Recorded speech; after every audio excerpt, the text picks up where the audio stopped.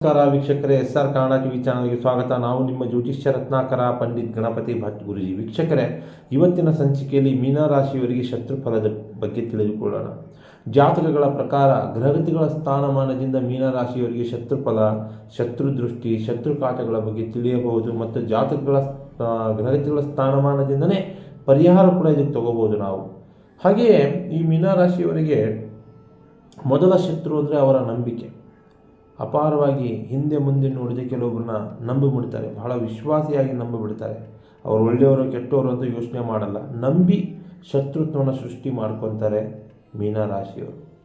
ಮತ್ತು ಇವರಿಗೆ ಕೊಟ್ಟಂತಹ ಕೆಲವೊಂದು ಕೆಲಸ ಕಾರ್ಯಗಳಲ್ಲಿ ಬೇಜವಾಬ್ದಾರಿ ತೋರ್ಬಿಡ್ತಾರೆ, ಅಂದರೆ ನೆಗ್ಲೆಟೆನ್ಸಿ ಮಾಡಿಬಿಡ್ತಾರೆ. ಅದರಿಂದನೂ ಕೂಡ ಇವರ ಬೇಜವಾಬ್ದಾರಿತನದಿಂದನೂ ಮೀನರಾಶಿಯವರಿಗೆ ಶತ್ರುಫಲ, ಶತ್ರುಕಾಟ ಶುರು ಆಗುತ್ತೆ. ಇನ್ನೊಂದು ವಿಚಾರ ಇವ್ರ ಜೀವನದಲ್ಲಿ ಮೈನಸ್ ಪಾಯಿಂಟ್ ಅಂದರೆ ಇವರು ಪ್ರೀತಿಸುವಂತಹ ಗುಣಗಳುವಂಥ ವ್ಯಕ್ತಿಗಳು ಬಹಳ ಪ್ರೀತಿ ಮಾಡ್ತಾರೆ.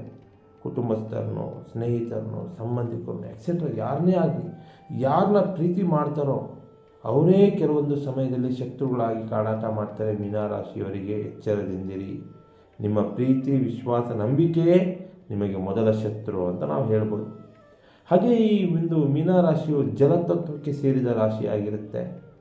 ಈ ರಾಶಿಯಲ್ಲಿ ಜನನ ಆದವರು ಬಹಳ ಸೆನ್ಸಿಟಿವ್ ಜನ, ಸೂಕ್ಷ್ಮ ಮನಸ್ಥಿತಿಯ ಜನ, ಗಲಾಟೆ ಗದ್ದಲಗಳಿಂದ ದೂರ ಇರುತ್ತಾರೆ. ಯಾರ ಬಳಿಯೂ ಕೂಡ ಸುಖ ಸುಮ್ಮನೆ ಶತ್ರುತ್ವವನ್ನು ಹುಟ್ಟಿ ಹಾಕೊಳ್ಳಿಕ್ಕೆ ಹೋಗೋದಿಲ್ಲ. ಸುಖ ಸುಮ್ಮನೆ ಅಹಂಕಾರದಿಂದನೋ ದರ್ಪದಿಂದನೋ ಶತ್ರುತ್ವವನ್ನು ಕಾಣುವಂಥ ಮನಸ್ಥಿತಿ ಇರುವಂಥ ವ್ಯಕ್ತಿಗಳೆಲ್ಲ ಮೀನರಾಶಿಯವರು. ಕುಟುಂಬದವರನ್ನು, ಸಂಗಾತಿಯನ್ನು, ಸ್ನೇಹಿತರನ್ನು, ಸಂಬಂಧಿಕರನ್ನು, ಹಿತೈಷಿಯನ್ನು, ಯಾರನ್ನೇ ಆಗಲಿ ಹೆಚ್ಚಾಗಿ ಪ್ರೀತಿಸುವಂತಹ ಗುಣ ಇರುವಂತಹ ವ್ಯಕ್ತಿಗಳು ಇವರು. ದಾನ ಧರ್ಮದ ವ್ಯಕ್ತಿಗಳು ಕೂಡ ಹೌದು ಮೀನರಾಶಿಯವರು. ಅವರು ಕೈಲಾದಷ್ಟು ದಾನ ಮಾಡ್ತಾರೆ. ಕಷ್ಟದಲ್ಲಿದ್ದವರಿಗೆ, ತೊಂದರೆ ತಾಪತ್ರೆಯಲ್ಲಿದ್ದವರಿಗೆ ಹೋಗಿ ಸಹಾಯ ಮಾಡುವಂತಹ ಉದಾರವಾದಿಗಳಾಗಿರ್ತಾರೆ. ಸಾತ್ವಿಕ ಗುಣ ಬೆಳೆಸ್ಕೊಂಡಂತಹ ತ್ಯಾಗಮಯಿಗಳಾಗಿರ್ತಾರೆ ಮೀನರಾಶಿಯ ವ್ಯಕ್ತಿಗಳು.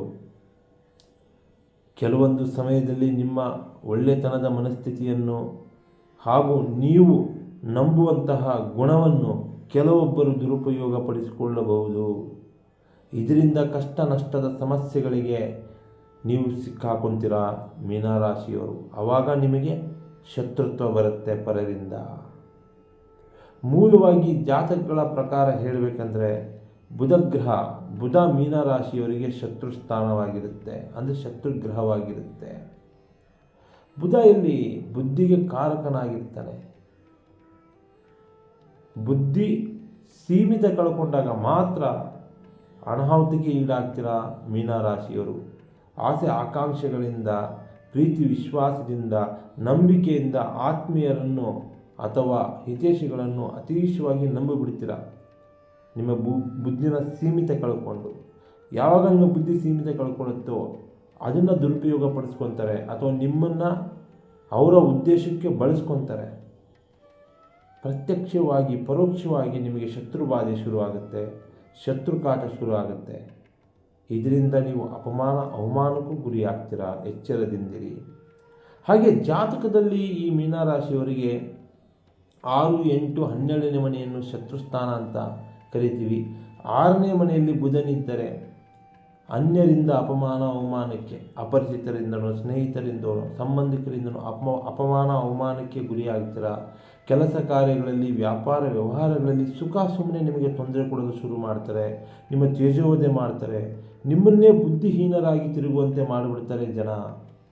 ಬುದ್ಧ ಬುದ್ಧಿಕಾರಕನಾದ ಕಾರಣದಿಂದ ಈ ರೀತಿಯಲ್ಲಿ ಶತ್ರುಬಾಧೆ ನೀವು ಅನುಭವಿಸ್ತೀರಾ.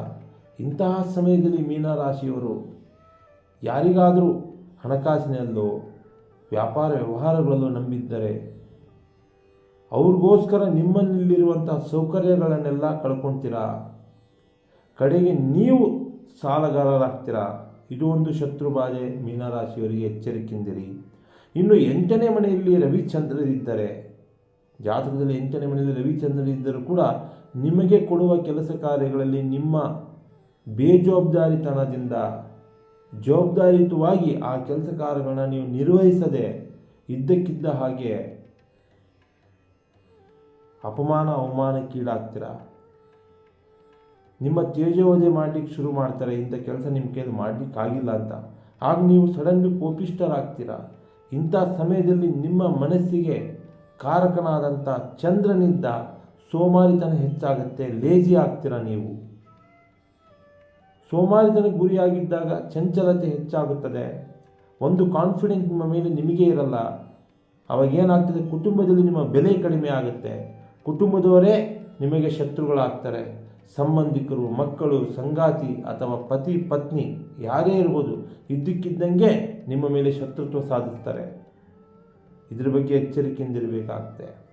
ಇನ್ನು 12ನೇ ಮನೆಯಲ್ಲಿ ಶನಿ ಇದ್ದರೆ ಪಾಪ ನಿಮ್ಮ ಪಾಡಿಗೆ ನೀವು ಸೌಖ್ಯವಾಗಿ ಏನೋ 4 ಕಾಸು ಸಂಪಾದನೆ ಮಾಡಿಕೊಂಡು ಸುಖ ಶಾಂತಿ ನೆಮ್ಮದಿಯಿಂದ ಕಷ್ಟ ಬಿದ್ದು ಅದೃಷ್ಟದಿಂದ ಬದುಕ್ತಾ ಇರ್ತೀರ ಅಂತ ತಿಳ್ಕೊಳ್ಳಿ.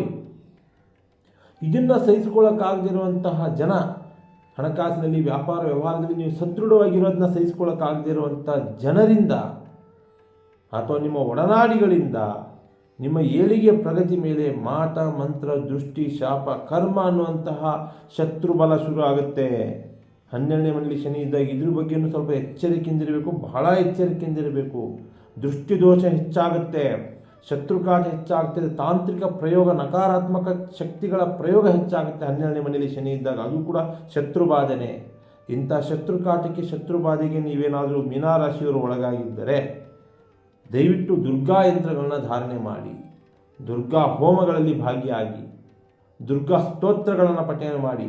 ಶತ್ರುಕಾಟ ಶತ್ರು ದೃಷ್ಟಿಯಿಂದ ನಿಮಗೆ ಪರಿಹಾರ ಸಿಗುತ್ತೆ. ನಮಸ್ಕಾರ ವೀಕ್ಷಕರೇ, ನಮ್ಮ SR ಕನ್ನಡ TV ಚಾನಲನ್ನು ಸಬ್ಸ್ಕ್ರೈಬ್ ಮಾಡ್ಕೊಳ್ಳಿ. ಒಳ್ಳೊಳ್ಳೆ ವೀಡಿಯೋಸ್ಗಳನ್ನ ಬಿಡ್ತಾ ಇರ್ತೀವಿ. ರಾಶಿ ನಕ್ಷತ್ರಗಳ ಬಗ್ಗೆ ವಿಶೇಷವಾಗಿ ಪರಿಹಾರ ಇರ್ತದೆ, ತಂತ್ರ ಮಂತ್ರಗಳ ಬಗ್ಗೆ ಒಳ್ಳೆಯ ಸಲಹೆ ಕೊಡ್ತಾ ಇರ್ತೀವಿ. ಸ್ಕ್ರೀನ್ ಮೇಲೆ ನಂಬರ್ ಹೋಗ್ತಾ ಇರ್ತದೆ, ಕಾಲ್ ಮಾಡ್ಬೋದು. ನಿಮ್ಮ ಸಮಸ್ಯೆಗಳ ಬಗ್ಗೆ ಚರ್ಚೆ ಮಾಡಿ ವಿಮರ್ಶೆ ಮಾಡಿ ಪರಿಹಾರ ಕೊಡ್ತೀವಿ. ನಮಸ್ಕಾರ. ಸರ್ವೇ ಜನೋ ಸುಖಿನೋ ಭವಂತು.